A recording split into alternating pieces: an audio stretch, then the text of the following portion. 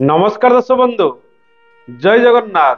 दर्शक बंधु आज कार्यक्रम आम आलोचना करवा 2024 मसीहा मार्च मसरे तुला राशि फलाफल किपर ग्रह मानकर स्थिति कौन रसतु जाणी नवा। मास आरंभ रवि आपणकर पंचम स्थान रे चलन करेंगे। मार्च मास 14 तारिख ठारू रविंकर चलन षष्ठ स्थान को मंगल मास आरंभ चतुर्थ स्थान रे चलन करेंगे। 15 तारिख ठारू से पंचम स्थान रे चलन आरंभ करेंगे।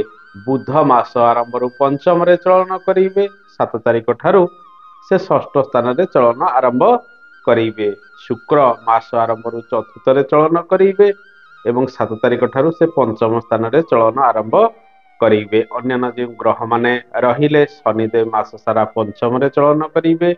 राहु मास सारा षष्ठ स्थान रे चलन करेंगे। केतु मास सारा द्वादश स्थान रे चलन करेंगे। बृहस्पति मास सारा आपणकर सप्तम स्थान रे चलन करेंगे। दर्शक बंधु ए तो थिला ग्रह मानकर स्थिति। किछि ग्रह शुभरे रहउचंती आउ किछि ग्रह ए मासरे अशुभरे रहउचंती। ए मासरे जेहेतु रवि सुदी मास सारा रहिबो एवं गुरु सुदी रहुची समस्त प्रकार शुभ मांगलिक कार्य गुड़िक आपण करिपारिबे। विवाह प्रस्ताव गुड़िक फाइनाल करंतु समय अनुकूल रहुची। विवाह कार्य गुड़िक संपादित करिपारिबे।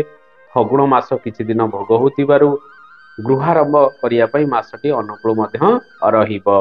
गृह प्रतिष्ठा भूमि पूजा इत्यादि करने सहित व्रत प्रणायन इत्यादि मध्य आपण ए मासरे करिपारिबे। दर्शक बंधु जो मानकर जन्म जातक विलंबित विवाह जोग रही से पूजा पाठ इत्यादि नियमित व्यवधान करंतु हुएत अशुभत्व दूरीकरण हो पारे।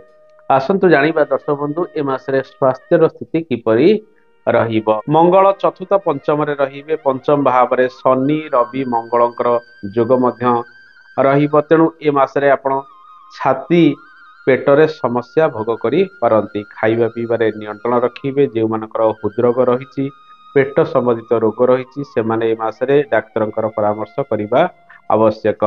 दर्शक बंधु स्नायुविक दुर्बलता समय समय आपण परिलक्षित करेंगे किंतु बृहस्पतिंकर प्रभाव आपण राशि को पड़ुथिबारु स्वास्थ्य बेसी खराब हबो नाही। सामान्य किछि समस्या अल्प बहुत समय समय लागि रही पारे। पितांकर स्वास्थ्य क्षेत्र में उन्नति लाभ मासर प्रथमार्धे रहिबो किंतु मासर द्वितीयार्धे पितांकर स्वास्थ्य हानि हबार संभावना रही। मां का स्वास्थ्य क्षेत्र में किसी उन्नति लाभ 15 तारिख परठारु रहिबो। दर्शक बंधु संतान स्वास्थ्य को नहीं आपण चिंतित रही पारंती। मासर द्वितीयार्धे संतान चिड़चिड़ा स्वभाव हो पारंती। यही समय जदि आप नूतन गर्भधारण करने चाहते मासटी निश्चित भाव शुभ सुफल प्राप्ति कराइबो। जो माने प्रायतः 3 मास व्यवधान मध्य गर्भधारण करछन्ती जेहेतु मंगल पंचम रे शनियुक्त होई रहिबे डाक्तरंकर परामर्श नियमित व्यवधान रे करिबा आवश्यक। कारण मंगल बेले बेले मिसक्यारेज इत्यादि उपजाई थाए। दर्शक बंधु आसंतु जानिबा आर्थिक क्षेत्र चाकरी व्यवसाय वाणिज्य कर्म क्षेत्र किपरि रहिबो। आर्थिक क्षेत्र आपणकर पूर्व मास परि ए मासरे मध्य ठीक रहिबार संभावना रही। आपणकर धन भावर ग्रह मंगल पंचम चतुर्थरे रहिबे। चतुर्थरे से उच्चस्थ रहुतिबारु आर्थिक क्षेत्र ए मासरे मध्य भल रहिबो। आपणकर रोजगार ग्रह जे कि रवि प्रायतः 14 तारिख पर्यंत पंचम स्थान रही रोजगार घर को दृष्टि दउथिबारु ए मासरे भल रोजगार मध्य परिश्रम अनुसार आपण प्राप्ति करि पारंती। मासर द्वितीयार्धरे रोजगार पाइया पई टिके अधिक परिश्रम करिवे। कठिन परिश्रम रहिबो एवं डेली इनकम आपणकर सामान्य रहिबो। मासर प्रथमार्धरे प्रायतः आर्थिक क्षेत्र में भल सुजोग आपण प्राप्ति करिवे। निजर आर्थिक स्थिति को वृद्धि करिया पई समय अनुकूल रहिबो। जे माने शेयर मार्केटिंग क्षेत्र में अर्थ लगाण करछन्ती ए मासटी आपण पई शुभप्रद रहिबो किंतु 15 तारिख दिन ठारू आपण टिके देखि चाहि निवेश करिबा आवश्यक। ए मासरे व्यय वृद्धि विभिन्न दिगरे लागि रहिबार संभावना रही। स्वास्थ्य पिछे किछि खर्च बढ़ी पारे। जो मानकर कोर्ट केस इत्यादि लागि रही से दिगरे किछि खर्चांत होबार संभावना रही। संतान मानक पिछे किछि खर्च मध्य आपण करि पारंती। कौनसी शुभ कार्य मध्य खर्च करिवार संभावना रही। शुभ मांगलिक कार्य मध्य खर्च किछि बढ़ी पारे। आपणकर जदि कोर्ट केस इत्यादि लागि रही त्वरान्वित करने चेष्टा करंतु। 15 तारिख परठारु सेतिरे शुभ फल गुड़िक वृद्धि पाइब। दर्शक बंधु आपणकर भाग्याधिपति बुध प्रायतः नीच राशि रे 7 तारिख ठारू चलन करेंगे तेणु धैर्य धरी प्रत्येक कार्य करेंगे किसी कार्य विलंब हो पारे तेणु एमती मिशामिशी शुभ अशुभ फल गुड़िक प्राप्ति हम कर्म क्षेत्र किपर आसतु जाना कर्म भाव को शुक्र मंगलकर प्रभाव ए मासरे किछि दिन पर्यंत रहिबो नूतन कर्म आपण आरंभ करि परिबे जेते प्रकार यांत्रिक कर्म टेक्निकल संबंधित कार्य गुड़िक रही ताहा जंत्रपाति को नहीं कृषि कर्म हो बा जो माने ग्यारेज काम कर सी गोटे प्रकार जंत्रपाति संबंधित काम जो माने पाठ पढ़ी इंजीनियर रही आईटी सेक्टर काम कर जो माने पुलिस मिलिटारी क्षेत्र में रही ये सब टेक्निकल विभाग क्षेत्र में आपन को अधिक सफलता मिलवार संभावना ए मासरे रही जमी जमा कार्य गुड़िक करें जानवाहन किणाकिणी क्षेत्र में आपको सफलता मिलवार संभावना ए मासरे रही बंधु सहित उत्तम संपर्क रखु बेले बेले मतभेद उपजार संभावना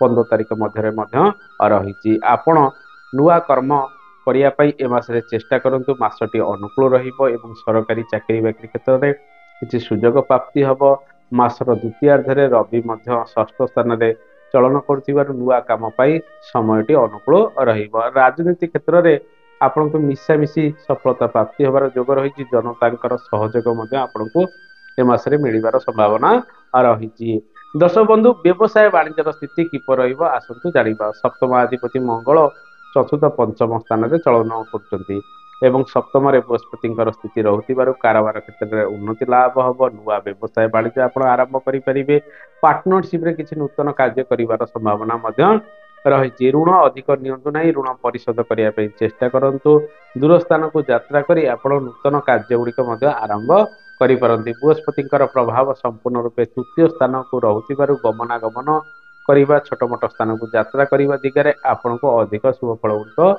मिल पारे दर्शक बंधु ए मासरे प्रायतः व्यवसाय वाणिज्य ठारू आरंभ कर कर्म क्षेत्र में अहेतुक परिवर्तन जोग रही किंतु धैर्य धरी पूर्व जहाँ कहली प्रत्येक कार्य करने आवश्यक जो माने व्यवसाय वाणिज्य करुचंती से माने प्रायतः छोट मोट निवेश करी आग को बढ़िबा आवश्यक कस्टमर सहित बा ग्राहक मानकर सहित भल व्यवहार प्रदर्शन करने आवश्यक बुध प्रायतः अशुभ रहुतिबारु आपण से दिगरे अधिक यत्नवान हवा आवश्यक दर्शक बंधु विद्यार्थी मान समय किपर आसतु जाना विद्यार्थी माने पाठ पढ़ारे मिश्रित शुभ फल प्राप्ति करेंगे जो माने यांत्रिक शिक्षा ग्रहण कर मेडिकल शिक्षा ग्रहण कर साइंस पाठ इत्यादि पढ़ुं जो माने कला संगीत नृत्य इत्यादि क्षेत्र में रही किसी पाठ पढ़ापढ़ी कर विद्या क्षेत्र में सफलता प्राप्ति हम किंतु शरीर जत्न नहीं विद्यार्थी माने पाठ पढ़ारे आगेवा आवश्यक ए मासरे आपण को कॉम्पिटिटिव एग्जाम क्षेत्र में सफलता मिलवार संभावना अधिक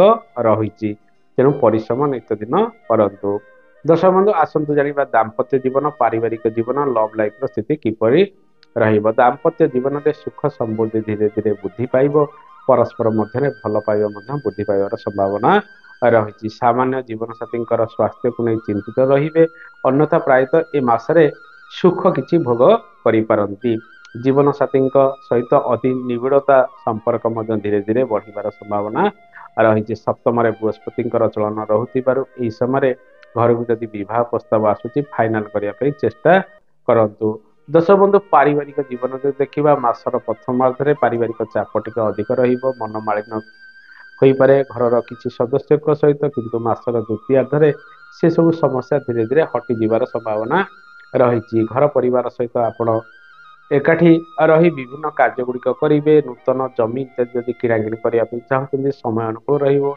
जानवाहन किणाकिणी ठारू आरंभ कर नुआ घर आरंभ पुराणा घर कार्य गुड़िक आरंभ करवा ए दिगरे आपण सफल हो पारती माँ चेष्टा विभिन्न कार्य गुड़िक त्वरान्वित होबार संभावना रही जो मैंने जमीर कार्य कर फार्म हाउस कार्य कर मेकानिकाल संबंधित कार्य गुड़िक घरे बसी करते मासरे अधिक सुजोग प्राप्ति करिपारंती बंधु सहित किसी मतभेद उपजी पारे तेणु ताको सॉर्ट आउट करने सर्वदा चेष्टा करने आवश्यक दर्शक बंधु ए मासरे लव लाइफ स्थिति किपर आसतु जाना पंचम शनि शुक्र मंगल जोग रहुतिबारु आपण जहाँ को भल पाउचंती ताकु विवाह परिणत ए मासरे करि पारंती एवं जदि प्रपोज इत्यादि करने चाहते मासटी अनुकूल रहिबो एवं गुप्त संपर्क किसी बढ़िबार संभावना रही ଦର୍ଶକ ବନ୍ଧୁ ଓଭରାଲ ଯଦି ସ୍ଥିତି ଦେଖିବା ଏ ମାସଟି ଆପଣଙ୍କ ପାଇଁ ଅନେକ ଦିଗରେ ଶୁଭ ଫଳ ପ୍ରାପ୍ତି କରାଇବ, କିଛି କିଛି ଦିଗରେ ସମସ୍ୟା ମଧ୍ୟ ରହିଛି।